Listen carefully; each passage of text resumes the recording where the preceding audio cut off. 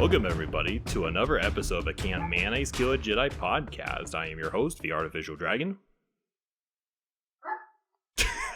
I am kids. Mana. Alright. Don't mind the barking in the background. I just moved into a new room just a couple months ago. This is a temporary, so this entire setup is very temporary. I'm literally sitting on my bed right now, and Hannah and Kit are sitting on their sides of the rooms in their own chairs and all that. It's not convenient, but it's there. Yeah, it's really guerrilla style, but that's beside the point. So a nice little update for the audience. We have new designs. We did a lot of new branding for the podcast. You'll see our little logo with our little mayonnaise droid and the I want to say the video template with our fictional characters where I'm teaching everybody and all that fun stuff. It's really good. It's really good looking. Yeah, you showed us it, so we've seen it, so it's cool. Yeah, and kids in the background just drawing the Sun Crusher. But a nice little update. So this will be our final video for this year. Don't worry, we're going to be making episodes once I move into my new place next year, more accurately. But a nice little update. We're going to try a new format where I let somebody else teach us about the lore of Star Wars. Like, I'll mostly be the one teaching, but maybe we'll have a special guest star who talks to us about the Force or something else that they are much more knowledgeable over than I am. Because I'm going to be 100% honest, I'm not going to be well versed in every aspect of the lore of Star Wars, so I think it's a really neat idea to let others that know things better than I do take over, at least for one episode or two. Yeah, I like the idea. Yeah. Yes.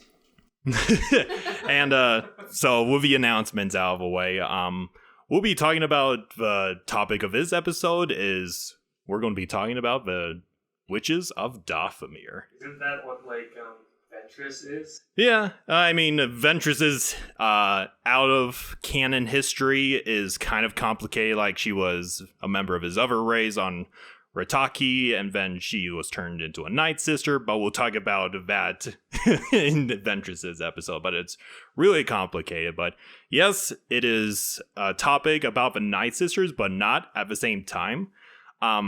So this is something that always annoys me. Like, everybody looks at Star Wars, and the first things that comes to their mind are Jedi and the Sith. Like, there are these two groups of people that know how to use the Force and all that, and they are so ignorant that there are so many other organizations out there that aren't those two that know about using the Force and have their own interpretations on the Force. I mean, you can't really blame a natural audience, though, because that's all they know. That's all they're really going to understand. Yeah. Because they're not going to delve deep into the lore of it. They're not going to be like, oh, what's beyond the Sith and what's beyond the Jedi. They're just going to be like, oh, this is good versus evil. Yeah. That's what most people are used to. Yeah, that's very true. And I mean, there are new canon movies and sideshows that are exploring other aspects of the Force or people that have their own interpretations on the Force. I know neither of you have seen Rogue 2, but there's his character. He's the same guy who played the Ip Man character. Have you ever watched Ip Man? Yeah, I've seen Ip Man. Yeah, so he plays a blind character, and he's part of a Order of the Wills, which is basically their own interpretation on the Force and all that. Aren't most of them blind? Yeah. I just remember that funny scene where the main characters get, yoinked by Saw Gerrera's forces, and they put the bag over the dude's head, and he's all like, "Come on, I'm blind!" But ultimately, maybe I'll do another episode on other Force organizations, because all of them are pretty interesting. But we'll be talking about the Witches of Dathomir. Missile Lives Matter. I mean, let's really look at it. They're sentient Missile Life Matter, I know. One of the first memes we've ever made. But yeah, the Nightsisters ultimately are a very small part of the Witches of Dathomir. Like you know how like there are certain organizations of the Sith, like Bane's Order, the original Sith Empire. There are many sub-factions within another faction, but the Nightsisters are like a sub-faction among the witches. So, before we go into the witches in general, I'm going to take you back in time. So the planet of Dathomir, before it turned into the home world of the Nightsisters and all that, Dathomir was basically this world out in the outer rim of the galaxy, and it was used as, you know how Australia was basically a penal colony for the British Empire? Yes. That's basically what Dathomir was. Wait, so it's Space Australia? Yeah. Basically. Like, they send all these criminals to Dathomir to let them live their lives and get tormented by the animals or ultimately get killed by them. Telling me that, what are they called? Like, the Sisters of what? The Nightsisters. The Nightsisters are literally just Australian? Yeah. If you think about it. What the? But you know how like Starting off interesting. yeah, so you know how like Dathomir, as it's portrayed in the Clone Wars, it's basically, it looks like this demented looking forest. Like the sky is red, everything is dark, it looks very foreboding and all that. Dathomir isn't literally covered in dark forest. I mean, a majority of it is just forest. But it has varied environments, much like Earth does. Like, it has coastal lakes, tar pits, thick forests, snow-capped mountains, powerful rivers and broad savannas, small ice caps, and dramatic rift valleys, kind of like the Grand Canyon. Ooh. So it is very, very varied. That means different clans can live in different spots. Yep, exactly. And like, but underneath all that beauty, it is teeming with a shit ton of life, you know, kind of like a certain Outback. Yep. Where everything wants to kill you. Outback Steakhouse? Outback in Australia. Yeah. The Australian Outback, as they like to say. Steakhouse? But amongst the creatures that inhabit Dathomir, there's like the giant dragon-like creature called a Saurian. It's basically a non-sentient dragon, except it can breathe fire. Wait, That's cool. how is a dragon non-sentient? Every living thing is You have a sentient. picture? No, they don't have any pictures for them. Oh man. Yeah, I know. So you have a dragon that's non-sentient? Well, in Star Wars, like, they call them dragons, but it's not like they're literal dragons that could breathe fire and shit. But it's still a living creature. Yeah, This it's... isn't sci-fi meets fantasy. Yeah. But it's not sentient? What do you mean? So, like, okay. So, a lot of animals, like, say, a dog or a cat, they're considered non-sentient. Like, they can't think like you and I can. Oh, if you mean like that, I can understand it. Like, Yeah, like, yeah. consciousness, like, if they have the ability to have, like, emotion and move around and actually have, like, some sort of instinct or mind, that's different. Yeah. When I say non-sentient, I mean, like, okay, as opposed to, like, simple machines that just do what they're programmed to do. What I mean by non-sentient is that they have animal intelligence. Okay. If that makes... I was just Glad I making could a clarify dog that. No, they should have a thing called, like, sentience, non-sentience, machinery, force, sentience. So yeah, there's the Saurian, and then there's also a bunch of monkey pack hunters called the Parbolo, thank you. Purbole.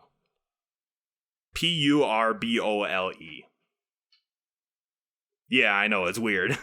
Okay. Basically, there are a bunch of little monkeys that hunt in packs, basically. Interesting. Yeah. And they also have giant spiders on Dathomir as well. Fuck that. Yeah. They're very important in a certain clan culture, but we'll get to them later. And they also have giant hive mind insects called the, the sheer mites. Kind of like the Killick. I wouldn't say the Killiks, because the Killiks are at least sentient, but all insects in the Star Wars universe are hive mind. And then there's also the apex predators. You may know them as the Rancors. Yep. But Dathomir is basically the homeworld of the Rancors. You know that giant creature that Jabba keeps? I don't remember that. Wait, what does it look like again? Give me a second.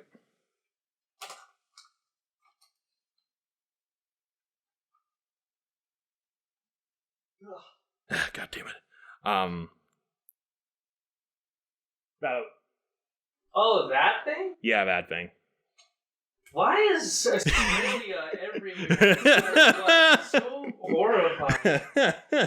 I mean, Yeah, you know the galaxy. Goes and those space joeys and those space But the Rancors, you know how most people, most people see Rancors as these gigantic lumbering beasts or brutes or anything like that. On their original world of Dathomir, they are actually considered semi-sentients. Like, they could use clubs, they have an oral language that they speak to each other, and they live in clans, and they have an intelligence similar to elephants here on Earth. And they're also force sensitive. Well, not yet. I thought you were about to say yes they were. And But no, the Rancors are actually a very integral part of the witch culture, which I'll get to in a little bit. Almost like they have the intelligence of orcs. Yeah. Okay. And they even have... So, you know how most elephants have a graveyard where they go, what's the word I'm looking for? Where they bring the bones of their dead. Yeah, and they mourn the dead. The Rancors are basically that. Interesting. Yeah, they are deceptively smart and intelligent. So around 600 years before the Battle of Yavin, so 600 years before the prequels and all that, Dathomir was still a penal colony and all that stuff. But everything changed when this new... When the Fire Nation attacked. When the Fire Nation. No, this time, there was a new prisoner that joined its ranks on Dathomir. It's this individual named Aliyah, who was a former Jedi Knight who was exiled there by the Jedi Council. Oh. Yep.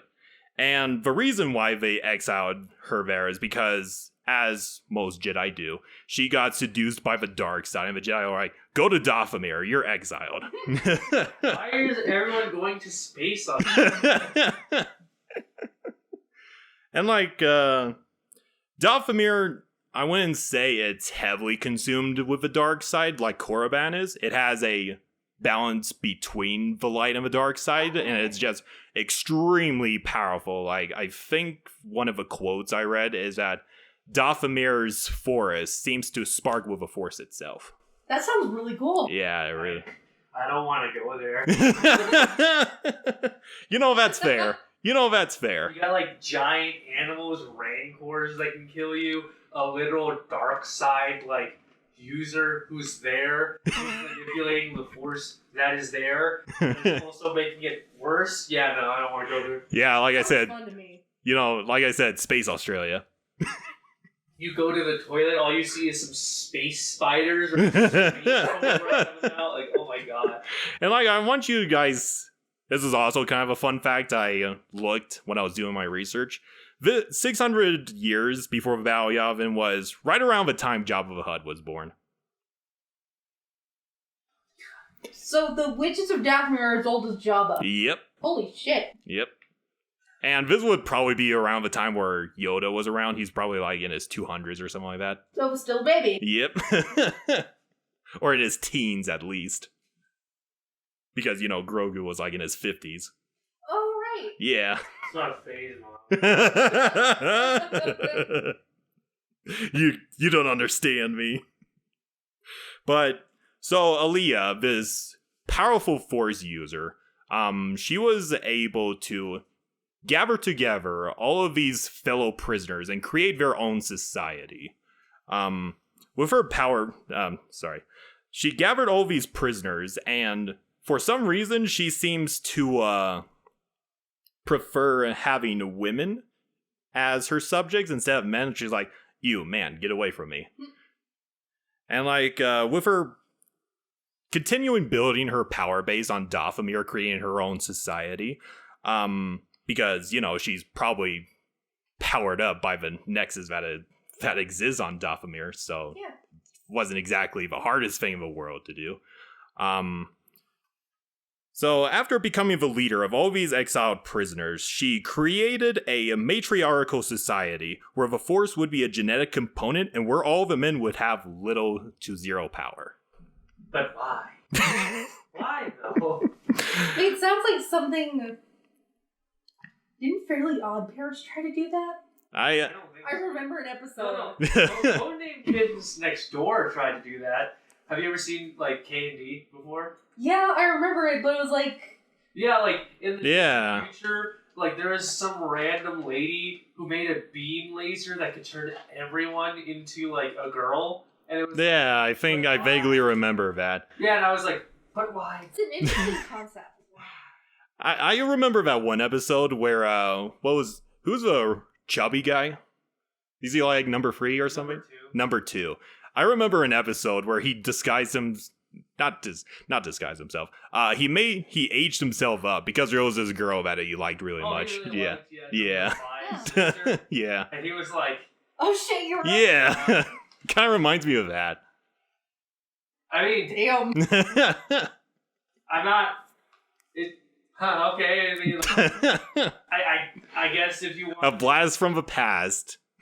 Blast from the past. Holy shit. Kids Next Door. Don't worry, we're talking more about witches right now, but females. But Hey!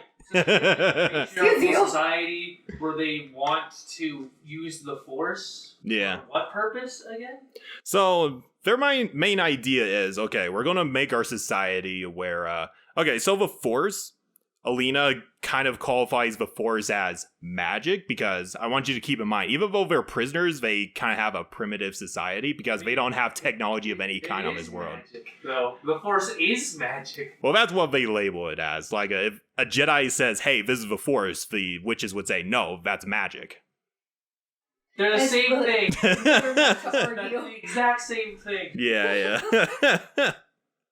So yeah, she builds up this society, and as she grows older, she starts to slowly realize that she's all like, oh my god, my children, my sons, my grandsons, they're becoming slaves, and my granddaughters and my daughters are using this magic that I've introduced them to gain their own power and use it for their own whims instead of for this society that we created.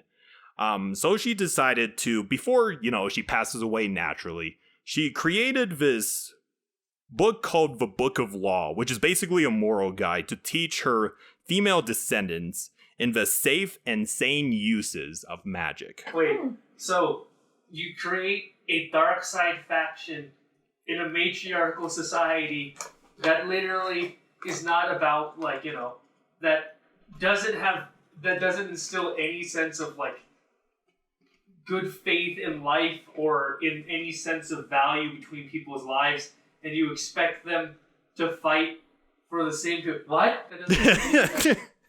Well, okay. I'm not. It doesn't flesh out the lore when Alina was building the Witches of Dathomir, but I assume she built them up as this matriarchal society that practice magic and live among the landscapes. Are very down to earth people, or down to Dathomirian people. But they're basically a bunch of feminists. No, I don't know. I wouldn't say that. I would say just more they're just misandrous. But yeah, Misandrous. Yeah. Let's bring real life politics in. Yeah, fair. So she made the Book of Law, and in this book, she took some inspiration from the Jedi Code and all that. I'll actually read you an entry. Daughters of Aliyah, learn these words and learn them well, for they are the foundations that will increase your strength and keep you safe from harm. Those who suffer emotion will never enjoy peace. Those who choose ignorance will never know their own greatness. Those who yield to passion will fail to dominate. Those who fear death will never achieve pure power. Never forget that your magic must always be used wisely. Never concede to evil, lest you be consumed by it. Damn. Yeah. But, she passed away, and over the numerous generations after the passing of our founder, her descendants spread all across Dathomir, to all these numerous landscapes, and it created numerous clans, each of which have their own copies of a book. Like, each one of them have their own interpretations of a book of law. Like, most of them have... The Bible. Yeah, basically. Almost. That's an Like, interesting way to look at it. yeah. It's the Star Wars Bible. Bibble. Like, most of them have copies of a book that haven't been touched. I mean, they keep the text as much as possible, the original text as much as possible. And then there are other clans that kind of, add some things here and there, much like the Bible. And then there are others that basically say, let's see, like, for example, the Nightsisters have their own book, but instead of the Book of Law, it's called the the Book of Shadows. So edgy. So edgy.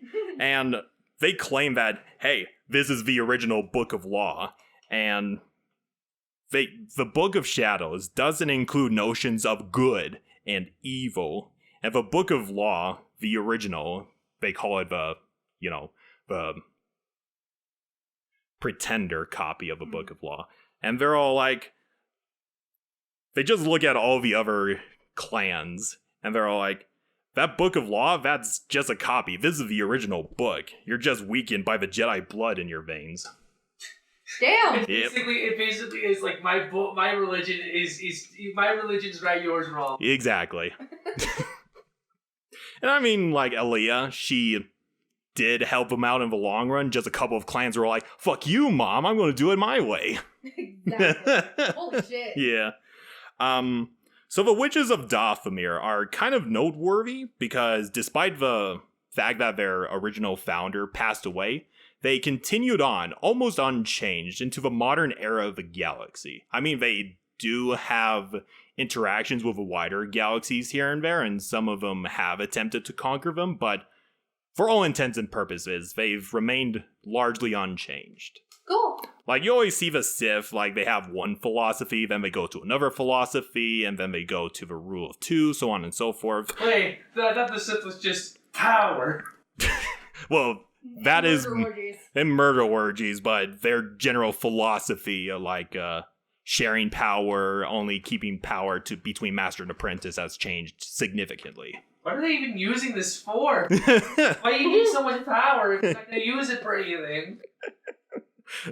Like how Palpatine always has a shit ton of super weapons in his garage. The Sith always confused me because, like, you usually want power for your value or for, like, a mission you want to do. Yeah. Like, Anakin wanted power to save Padme, yeah. But then after that, he kind of just fell into a depression and just kind of followed what his master said because it's the only thing he knew. Like, why does Palpatine want more power? Like, you literally rule the entire galaxy. Why do you want more? What are you using it for? I want to rule the galaxy. Yeah, but what are you trying to instill in there? Like, what are you trying to promote? Like, what is your idea? It's like, well, Tenebrae, or Vitiate, yeah, however, had a good point. He wanted to become a god. Almost choked on pretzels. Christ. Yeah, he wanted to become a god. That's why he wanted more power. Yeah. You know, then you have, like, Naga Sadao and who was the other guy? Ludocrash. Ludocrash just blowing up sun. And unintentionally blowing up Hut Homeworld. No, like, Knights is like, your Jedi blood weakens you, or your Sith blood weakens you. Tell that to the guy that just blew up like 7 suns. Like, literally, that guy just went on like a 2-minute drive-by, just snapping away stars. He went into the in and out of Force and got like, it's like, okay, so if the Nightsisters sees like the Jedi Order as the in and out of food, they see themselves as the 5-star steak. That in and out just blew up the sun. So I'm not gonna question. Christ. I mean, that's a very interesting comparison. Well, no, No, they're like, we're so much better, and your Jedi blood or Sith blood weakens you. Yet it's like, wait a minute, bro. But continuing on with the witches. So, like, they spread across all of Dathomir, taking their own clans and all that. And, like, each clan has their own different practice, but mostly all of them have the same traditions. Like, each leader of a clan is called a clan mother, who are usually the eldest of their number. Like, for example, Mother Towson is the clan mother of the Nightsisters, around the time of the Clone Wars anyway. And, like, women are always the most powerful in each clan, usually serving as warriors or leaders. Kind of like the Amazons from DC. Yeah. Oh, yeah. Yeah, like... Wonder Woman and stuff. Yeah. She has an invisible jet. Yeah. And the clan mothers, they could... I don't know if they're, like, immortal or anything, but apparently some clan mothers can live to well over a century or 400 years in their Holy lifetime. shit. So they could be around for, like, ever in their Great clans. Gilfs.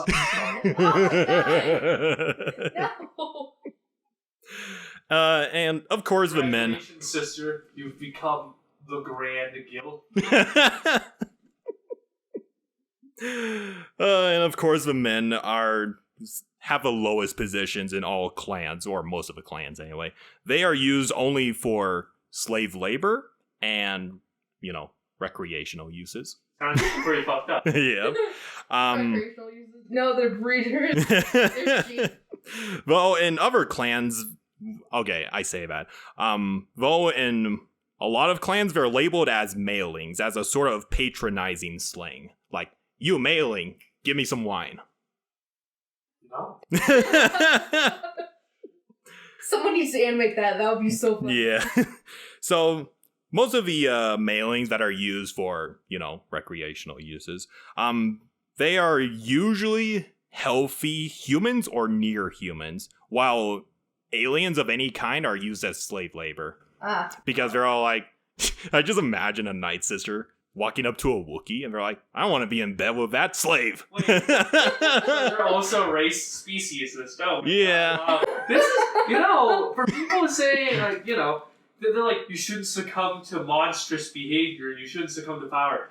For one thing, you're kind of speciesist, you support slavery, and you're sexist. So I don't know what you're trying to say here. Well, they use that towards women, not men. Yeah. Like I said, they're basically feminists. Okay. Politics out. That sounds good to me. Oh, Christ. Though, I will admit, more benevolent witch clans don't mistreat their male... I want to say slaves, but that's kind of inaccurate. They treat them more like servants than actual slaves. So it's all like, all these clans have their own standards and their own low standards. Like, not all of them are bad towards men. There are actually a couple of clans, like, if a man saves a sister from death or something like that, then they become free. Cool. Yeah. But most of them see men as property. Like, for example, if a witch from a rival clan steals a slave for them to become their husband or whatever, that original owner doesn't, like, what reason do I have to go after my property? I'll just get another one, whatever. But, I just picture it as, yoink, you're mine now. Yep, you're mine now. And nobody's gonna come looking for you. Yay.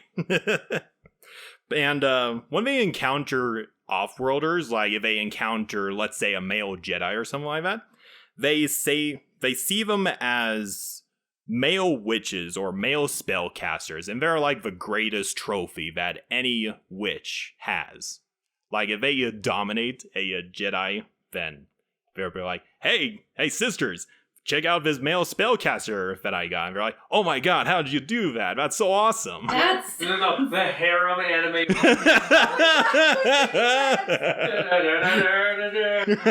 Jedi hair.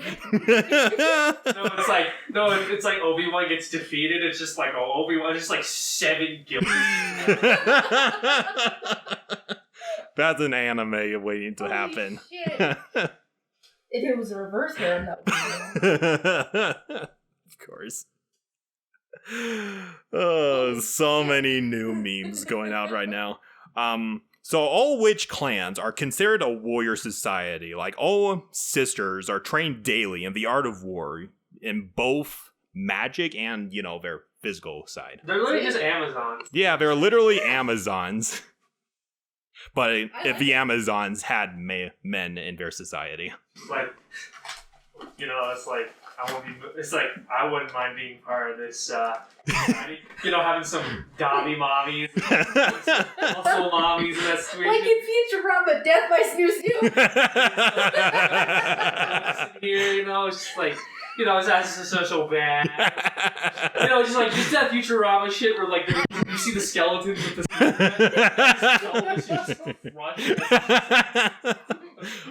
Oh, making. Death by Snoo Snoo. I love how we're making so many Futurama references in this series. I don't know whether to be scared or aroused. And so their view on the Force, or magic, as they see it, or as they call it, they see the work of the Force as attributed to the spirits, whom they see as a group of supernatural beings that were thought to inhabit a parallel plane to the mundane world. Which, as you recall, are the winged goddess and the fanged god, who are the daughter and the son. So, question. Yeah. I know, like, so in real life, you know how people do drugs to become more connected to the spiritual realm or something? Yeah.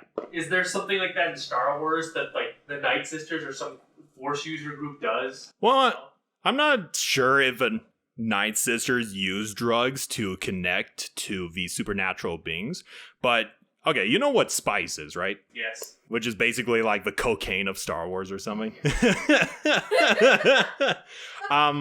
So, if I remember in Legends, it's kind of mumbo jumbo or whatever. But basically, spice is something that was made by the Celestials a long, long time ago. And it was basically used by mortal people to connect to the other dimension, to communicate with the Celestials. So, you know how, like, in our society, when you take shrooms or something like that, you have a divine, I wouldn't say divine, or an acid trip or something like that. That's on acid. Yeah. Our shrooms weren't made by gods, you know? Well, I mean, like, you know how most prophets use drugs to commune with the gods or something like that? Bro, like, just that religion, it's like, bro, you want to do awesome. You want to do like a pound of cocaine to talk to God? It's like, sure. Or a good ass bowl of weed. Bowl of weed. Peyote. Bro, I can see like the light side of the Force, bro. So far, so deep, bro. Far out, man. There you go. Yeah, his name's like Vader. Just some stoner seeing the future. Yeah. Whoa. It's like killing everyone, man. Oh my god. So, as I mentioned the Rancors before, they have a important part in Dathomirian society. Like, the Rancors also have a matriarchal society of their own, so they kind of relate to the Dathomirians. Like, before the Dathomirians became a thing, the Rancors were always these lingering presence that the original prisoners would have to fear and just, oh shit, the Rancor, I better go climb up a tree or something like that so I don't get devoured. And by the time the Dathomirians tamed the Rancors, they literally become equal partners. Like, they become beasts of burden. They also become protectors to their own villages. They have this sort of symbiotic relationship. That's Like, cool. like the the witches, they mount the Rancors, and they put war paint on them, kind of like elephants, or most societies with elephants. That's pretty cool. Yeah. That's so cool. And they like put other things, like they put spears on their heads and other things as they're riding them. And like in turn, the Rancors are like, you know, the powerful beasts that they are. Like they could literally go toe to toe with chicken walkers. That's how powerful they are. Cool. And like not the Nightsisters, the Dathomirians also have better tracking abilities, so they literally help the Rancors find better food. So they have this symbiotic relationship. And like, let's see. Oh yeah, another thing. So they put paint on these Rancors. For each specific clan, each Rancor that belongs to that clan have their own coat of paint, so to speak. Like, if you're a Rancor of a Nightsisters, maybe you would have yellow or black paint over you. Or if you're a part of another clan, you have green paint over you. Stuff like that. That sounds really cool. And for each Rancor, like, these are usually juveniles. They don't have war paint. But sisters from any clan can use them as, like, undercover agents. Which I think is really cool, yeah. The Dathomirians are really, really interesting. They have a good amount of lore to them. Mm-hmm. But, let's see. Okay, now we're going to go into each individual clans. And we're going to start off with the Nightsisters, because they're the most fleshed out. Almost everybody in the Star Wars community knows about the Nightsisters. Like, if the Jedi and the Sith are the most popular Force-sensitive factions in Star Wars, then the Nightsisters are basically the most popular Dathomirian witches that we know of. Like, well, they're the only named ones we know. Yeah. For now anyway. So like they're the most, like I said, they're most recognized clans of Dathomir, and they have probably the most interaction with any off-worlders opposed to any other clans. And most of their members, this is an account to Mother Talzin, Asajj Ventress, and Maul. They have the most impact of changing the course of Star Wars history a handful of times. Cool. Yeah. Didn't Maul, no, not Maul, didn't Dooku do something to them or kill them or something? Or was it... Yeah, he unleashed the separatists on them to genocide them. Well, fuck. At least in the current canon, they're still pretty much around in Legends. Wow, bro, like, that's pretty... God damn. And like, as I mentioned before, they care very little for the foundations of a book of law, and instead they have their own twin energies of a spirit, namely the twin deities, the winged goddess and the fanged god. They believe that who believe in the balance of the universe and all that. The Nightsisters developed their own dark magic by tapping into the dark side of the Force, and were mostly experts in casting illusions and all that. Like they're your stereotypical witches from D&D. Cool. Yeah. A shaman could channel the spirits to create green ichor, and according to the words of Mother Talzin, it's basically them harnessing the power of the winged goddess, which has very interesting implications because as you recall, the winged goddess is the daughter who embodies the light side of the Force. So they're basically using light side energy to do dark evil shit. Interesting. Yeah. I just find that really, really ironic. This allows especially powerful members to utilize his ichor for various things, such as materializing objects. Like Mother Talzin has materialized a goblet with liquid when Count Dooku was chilling with her. And she also when she was fighting Mace Windu, long story. She materialized this sword, which is resistant to lightsaber blades, and she was able to fight it. Cool. Yeah, That's fucking awesome. that is very cool. It's basically the spirit ichor is your classical D&D magic. That's so cool. And like, the ichor could be used for other things, such as healing others, seeing the future, and allows somebody to appear midway between the physical and spiritual realms, basically becoming invisible. And, let's see. This same ichor was even used in a ritual to transform Savage Opress from this scrawny-looking guy into the force-imbued brood that he is. Mm-hmm. I remember back in the day when those episodes were first released, and when it was revealed that Savage Press gained force sensitivity from this ritual, a lot of people were like, that's not how the force works. The force works however it wants to work, okay? Yeah. And like, so Spirit Ichor, it's basically that green smoky stuff that you see. Like when, yeah. And like when Savage Prez gets murdered by Darth Sidious, he just bleeds this green smoke. Like this magic is literally leaving his body as he dies. Oh, Damn. Yeah. Wait, was he part of the Knights? What? Okay, so Savage Prez is part of his clan of Zabraki called the Night Brothers. They're basically, you know, the Nightsisters. Except the Night Brothers.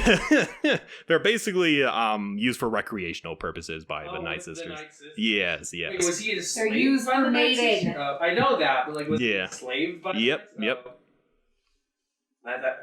Yeah, Nightsisters aren't great people. He's enslaved by some hot Dobby mommies. This is so bad. I mean, come on. Christ. Even Nightsisters, aside from using this magic, actually, it's kind of funny how fans see how the Force works in Star Wars. Like, Force lightning, that's basically a physical manifestation of the Force. You just use it in lightning and shit. I had a conversation with this guy from my Discord server that I'm a part of, and he told me about his father when he watched, what was it? The Empire Strikes Back. You know where Luke Skywalker is suspended in the ceiling and he has to grab his lightsaber through Force and all that. Yeah. I remember he told me that his dad said, that's not how the Force works, because that's the first time the Force was used in that fashion in that movie. Oh.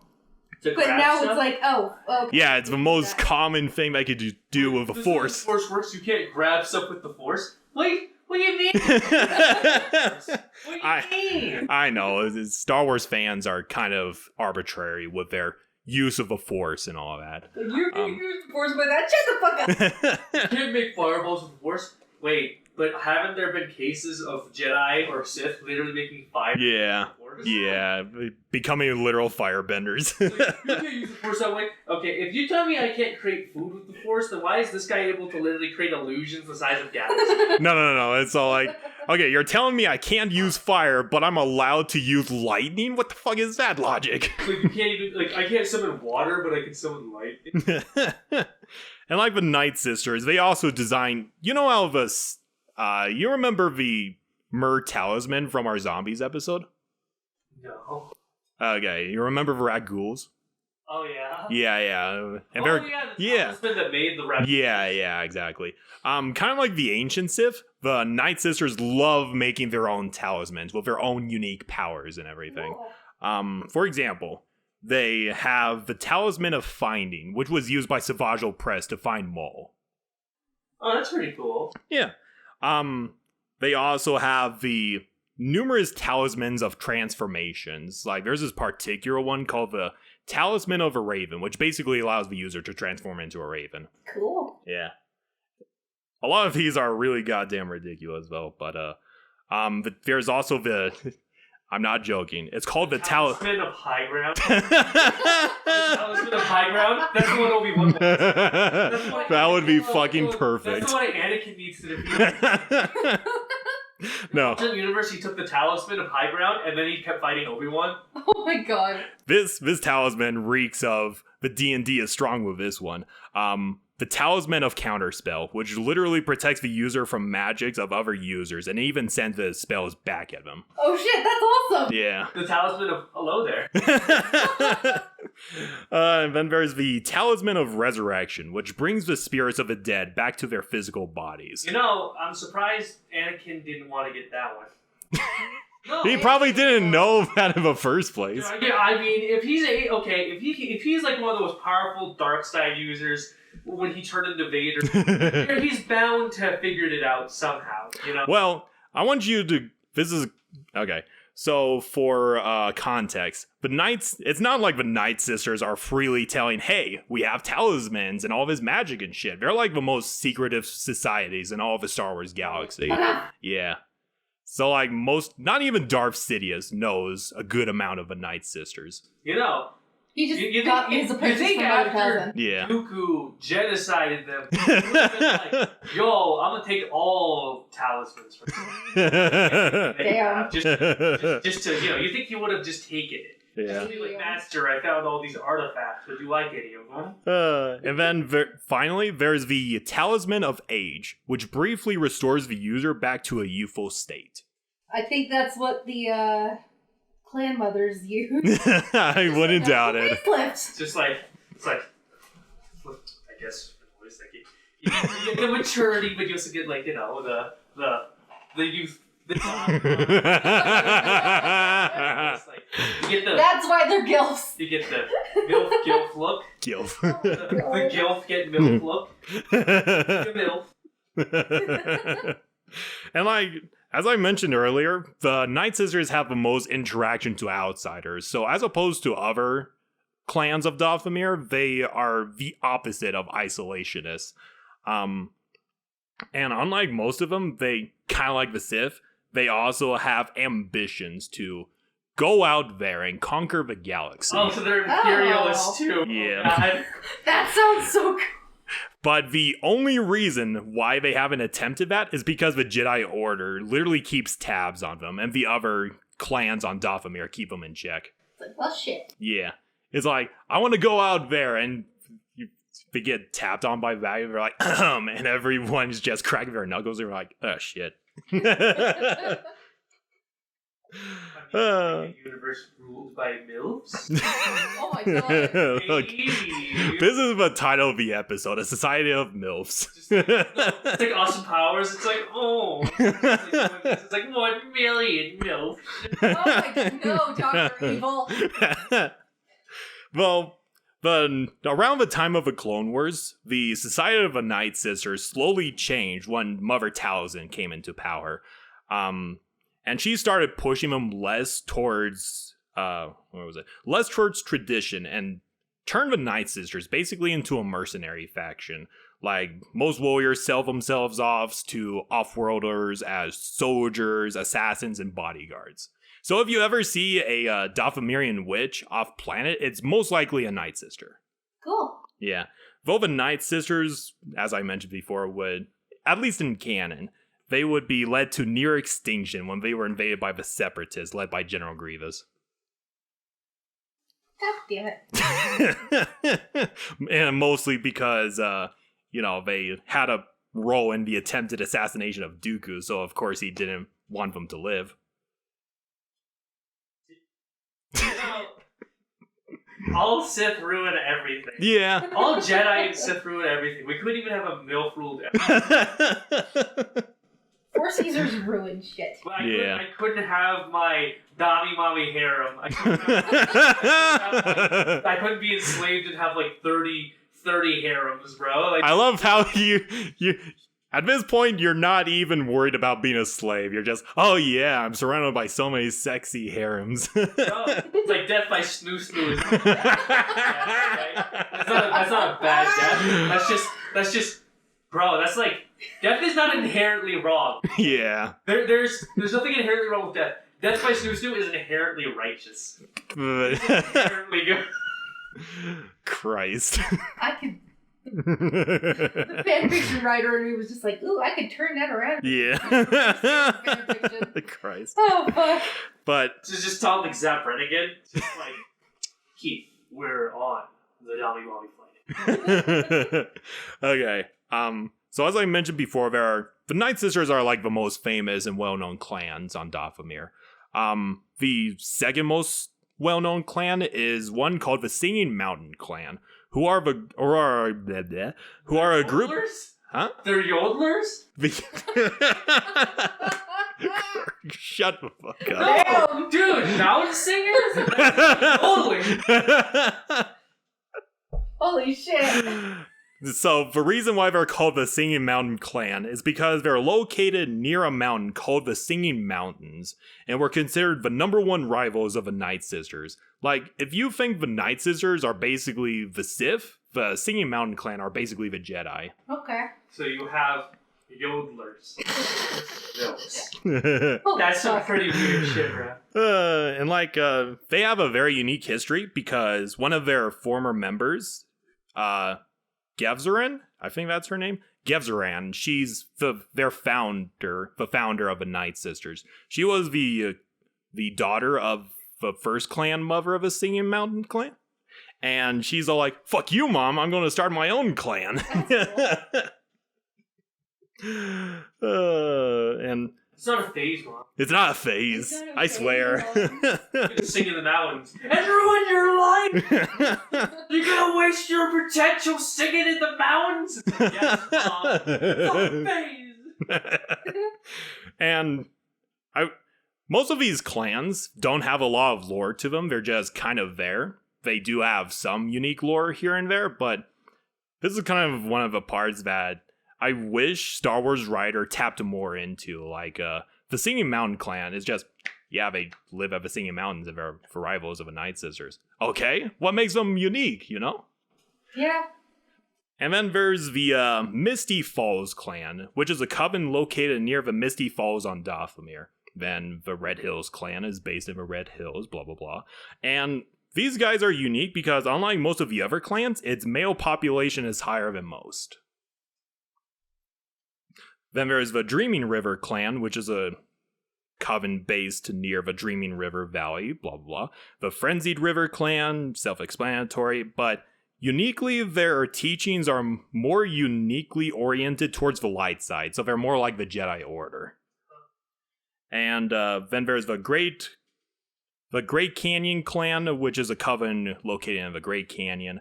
I just imagine they're like, this is the Great Canyon. It's the Grand Canyon. This is the Great Canyon. It's very grand. And like, I could see this being formed into canon as well. They're formed from the surviving members of the Nightsisters that haven't redeemed themselves from the dark side of the Force and continued their beliefs in the Book of Shadows, but abandoned several traditions that faced obstacles to their success. Interesting. So they're like the Nightsisters times 10. And let's see, then there's the Blue Coral Divers Clan, which is one of the more recent clans of Dathomir, and they fished for blue coral. Like, they're a bunch of sisters that just go into the ocean and get coral and shit. Interesting. So they're just water Nightsisters. Water Nightsisters. They also have a unique practice of allowing both the men and the women to rule equally. Okay, that's pretty good. Yeah. And they have a long-standing feud with the Scissor Fists clan, who are made up of former escaped slaves and are named after the Scissor Fist, which is basically a giant crustacean. I picture it like the mantis shrimp, but bigger. Oh.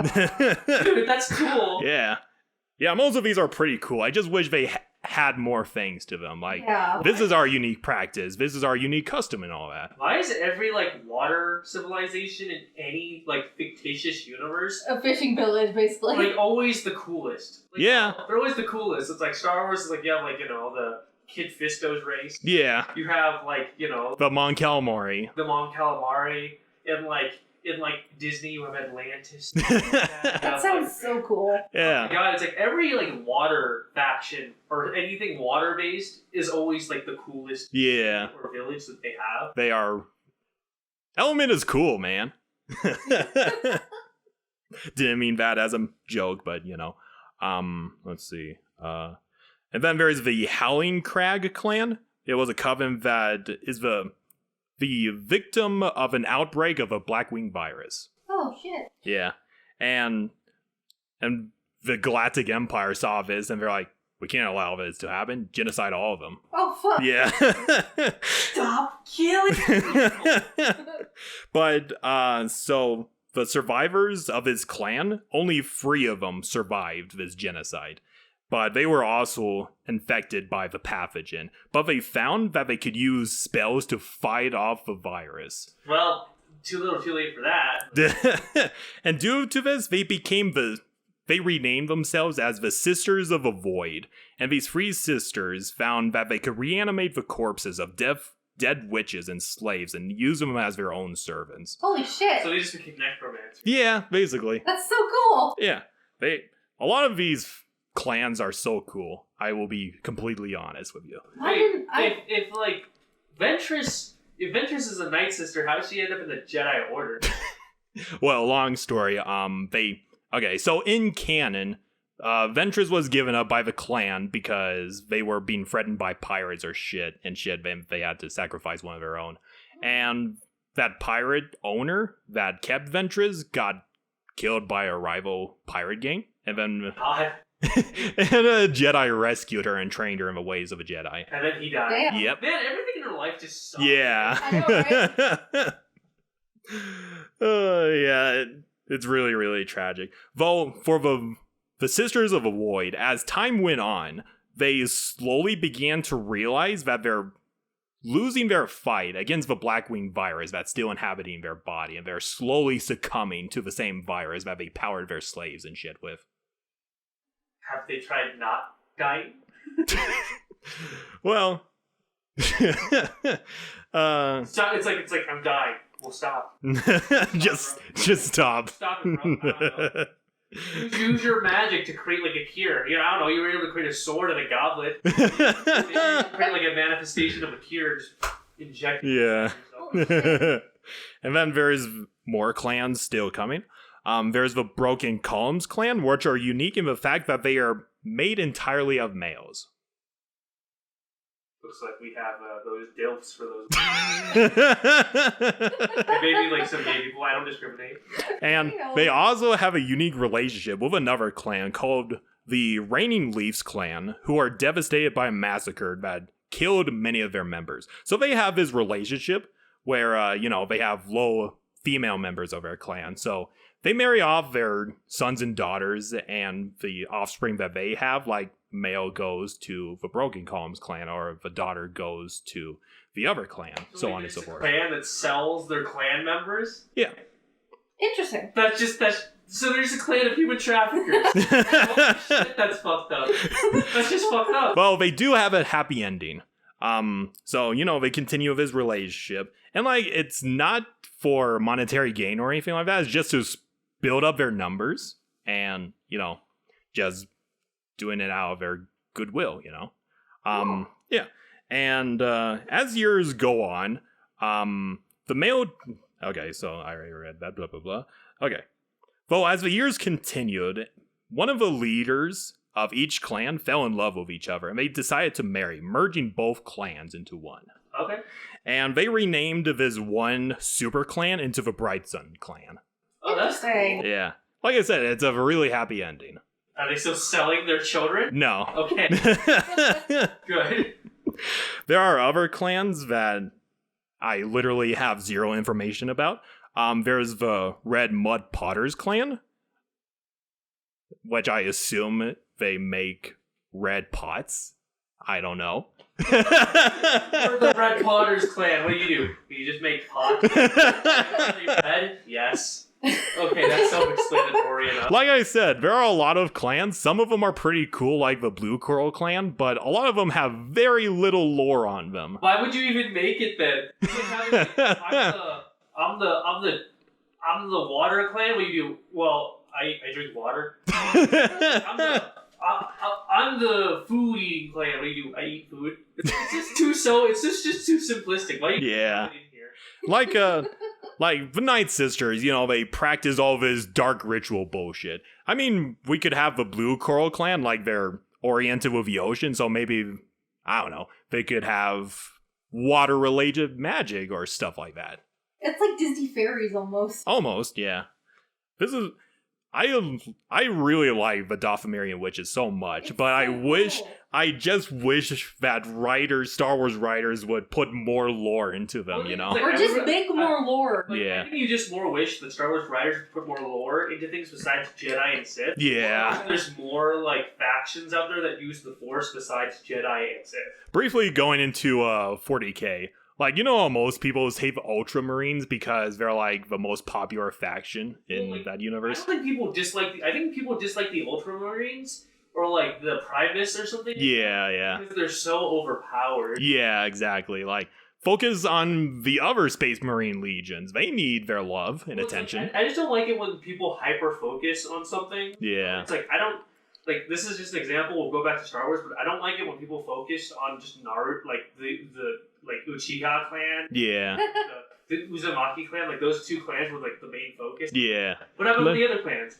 Oh, they're just there. Yeah, I don't like, the thing is, like, I don't like it when, like, Star Wars does this thing where they only focus on Jedi and Yeah. rather than the entirety of everything. Because there was more than just Jedi and Sith. Yeah, exactly. Like you have, like, if the Force is, like, a magical system that influences religion, then you can have multiple factors. You can have people like the Nightsisters who use it and see it as magic to get them what they want, who are like Amazon. Yeah. You can have people who use it for science. Uh-huh. What if you get, like, you know, a faction of, like, scientists who use the Force to benefit the world, and they have different, like, ideologies of how they do things? Yeah, exactly. And this is why I made, like, the philosophers. Yeah. Because, like, the philosophers in your D&D campaign are literally a different sect of Force users with their own sets of beliefs and philosophies of how they use the Force. Yeah. That's why I like when people take creative liberties with some of that shit. Yeah, exactly. It's like, that's why I like Grey Jedi too, because we don't even explore them too much in their interests. No. Yeah. I'm just so sick of, like, Sith and like, I think, like, it's like, I get do it. something else. No, I get it. Like, they're the biggest, but it's like political party, you know? There's more than just two political parties. I know. Yeah. And I mean, I love the Jedi and the Sith as much as the next Star Wars nerd, but come on, focus on more Force-based organizations. Like, if you look at other countries in reality, there's not just two, like, in America, that's besides the point, but in other countries, you have, like, in Thailand, you don't have just two political parties. You have, like, 5 or, like, 4 or 5. I would assume, yeah. Yeah. Or, like, it's like philosophy, or it's like, do we only have one form of science? No, we have multiple Yeah. sciences. Like, I don't know, neuroscience or biological science and so on and so forth. So you have of the Force, right? Yeah. It's like science, right? Yeah. You can use science for a multitude of things. Mm-hmm. The Force is science. Yes.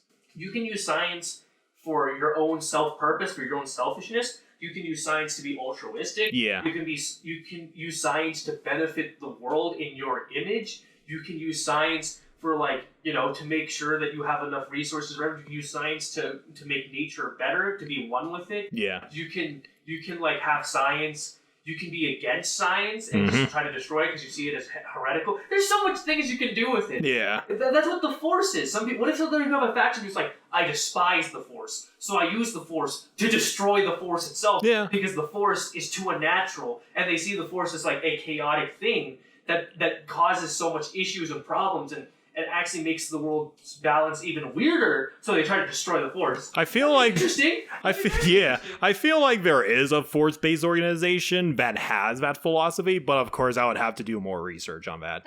Yeah. That would be. So we have the last clan. It's called the Spider Clan. So they're basically a splinter group of Nightsisters that are known to keep giant spiders as their slaves who do everything from doing daily chores to guarding the homes of their masters, you know. Damn. Yeah. And the Spider Clan revere a giant spider, which they called the clan, the Queen Mother. And the matron of a clan was considered the voice of a Queen Mother. And the Spider Clan are demonized by all of the clans on Dathomir. Why? Even the Nightsisters themselves hate them. Are they just Why? evil?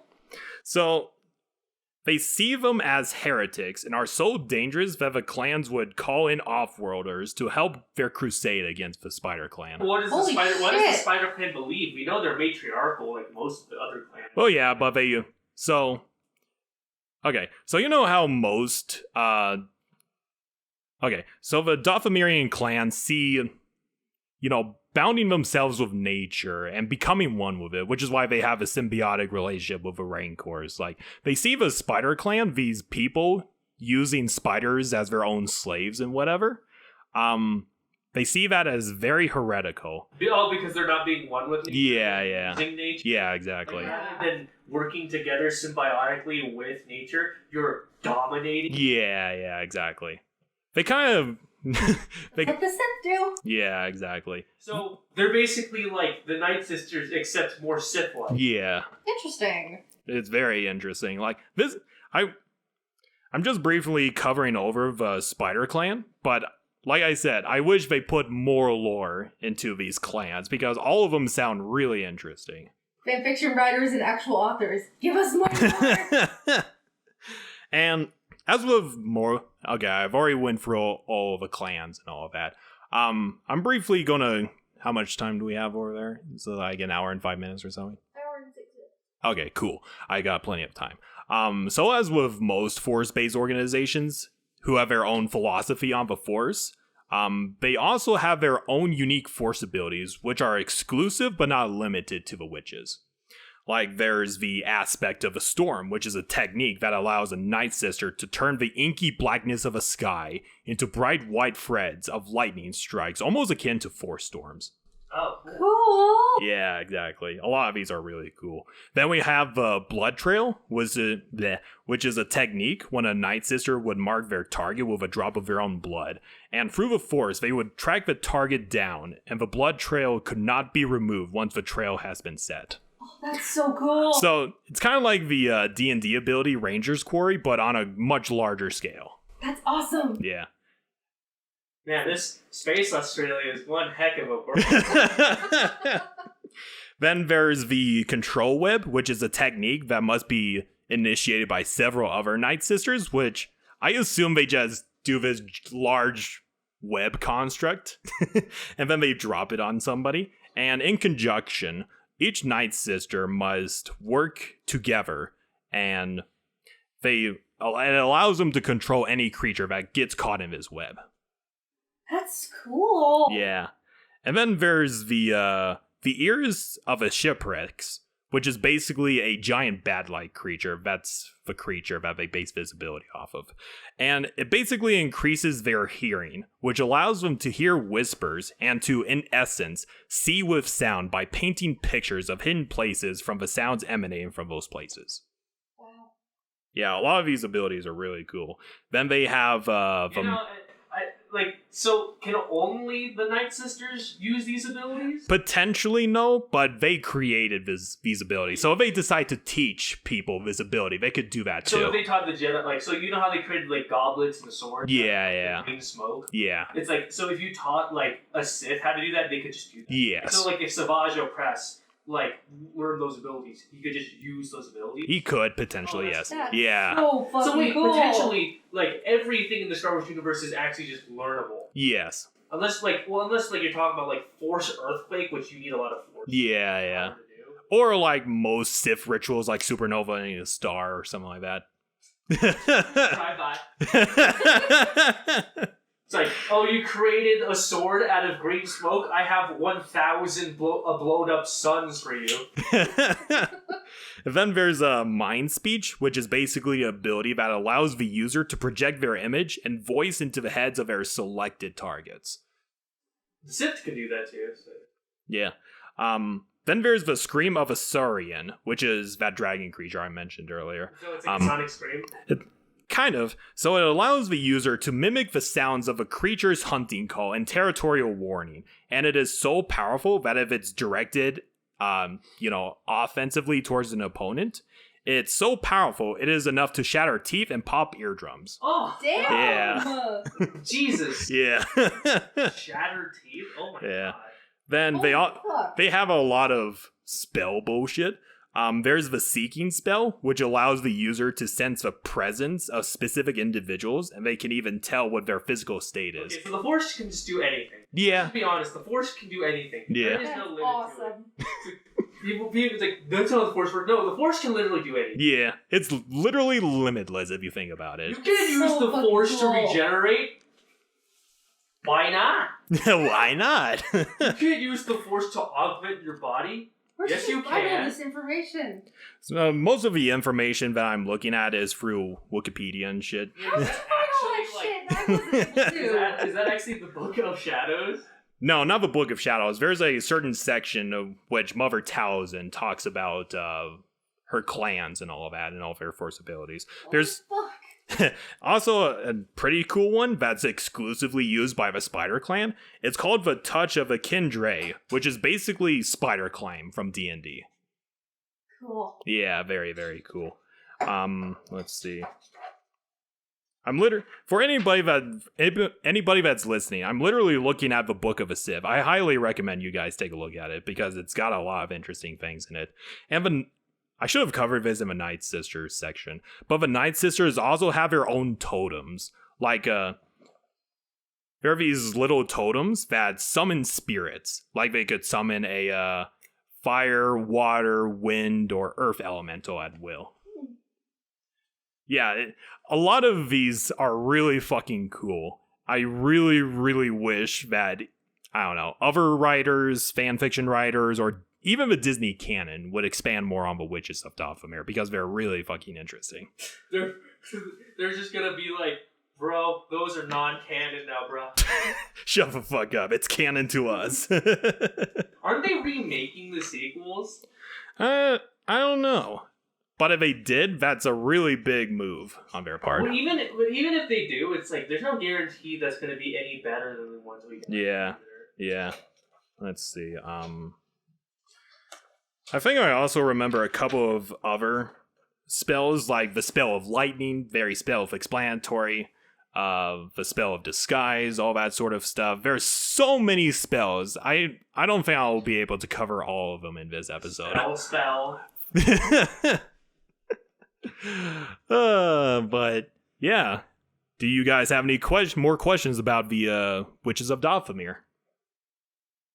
Not really. Does Dathomir have space kangaroos? Well, in this case, the space kangaroos are the Rancors. There's more like space crocodiles. Space elephants. Yeah, Space elephants. Oh, the Rancors are so fucking cool. That is awesome. Yeah. Horrifying looking too. So if you decide to have a beast of burden, what would you guys like to have? Would it be a Rancor, a Crit Dragon, or something else? Great Dragon would be pretty fucking cool. Yeah. Can you pick any creature from Star Wars? Yes. Trying to think. Don't urge yourself, kid. What is that giant worm? Oh, fuck. I know the one you're talking about. The one from Empire Strikes Back, when the Millennium Falcon is in there. Stuck on the moon? Yeah. I forget what it's called, but I think it's basically a space worm. Yeah. Damn. Yeah. Cool. That would be pretty cool, yeah. The Exegorphs, that's what they're called. These are horrifying. Yeah, So they are big, very horrifying. like, huge, dude. They literally eat asteroids for breakfast. Jesus. But yeah, wow. I just remembered, this is our 5th episode. It feels like forever since we did a podcast episode together. Yeah. So yeah, that's our 5th episode of Can Mayonnaise Kill a Jedi? Or in this case, can a bunch of dominatrix dominate an entire planet? The answers may vary. Depends on which clan you visit. Yeah. Well, anyway, I hope you guys loved listening to the podcast. I hope you had fun learning about the Nightsisters and all the other clans of Dathomir. This was a really good episode. It was a really good episode. I was legitimately surprised of how invested you guys were in each one of the clans that I explained. The red pot clan. We make pots and they're red. Like, if I were to add lore to the Red Pod clan, maybe they had this certain tradition where they make these red pods and they imbue them with magic and allow them to retell stories and all of that. I think that would be pretty cool, would be yeah. really cool. Or That's why that's how they it's do. families. Or this is how they fight strong enemies. They just seal them in Yeah. the pot. Put them in the pot. Oh, what's that one D&D spell where they literally have a hut that they could go into? Tiamat's tiny hut. Yeah, there we go. I remember Jake told me a campaign he run where they literally use that to kill a beholder. Well, like, no one can really get inside Tiamat's tiny hut. It's just like the safe zone that you are. Yeah. Yeah, a lot of people complain. So most of the magic shit was introduced via the Clone Wars iteration of the Nightsisters, and a lot of people kind of complain this is too much D&D magic bullshit. But I like it. yeah, If the Force can manipulate midichlorians to create literal Life? Star Wars Jesus, yeah. it can possibly do anything. I mean, yeah. And like I can see where they're coming from, but I really don't care about that because Star Wars has its foot in mythical aspects as well. Star Wars isn't even that sci-fi. Yeah. Talk about technology, it's more just like it feels actually more like a space, it's a space opera. Yeah. Not sci-fi. Yeah. It's just space opera. Yeah, very, very true. Well, anyway, I hope you guys enjoyed learning more about the Witches of Dathomir. This was awesome. Yeah, it was a really fun episode to do research on. I guess you could guess what our next episode topic will be about, Hannah. Is it Vitiate? Yep, we're going to be talking about Darth Vitiate, Sweet! aka copy and paste Palpatine. Did he come before Palpatine? He's the OG Palpatine. The Old Republic Palpatine, yes. Yeah. But anyway, so we'll probably do our next episode of the coming year when I fully move into my new place. By the time you guys listen to this episode, Christmas would have already passed and the New Year is right around the corner. But I hope you guys are having a wonderful Christmas and everybody's having a wonderful New Year. Looking forward to 2022 because fuck you, 2021. But yeah, I'm going to take us away.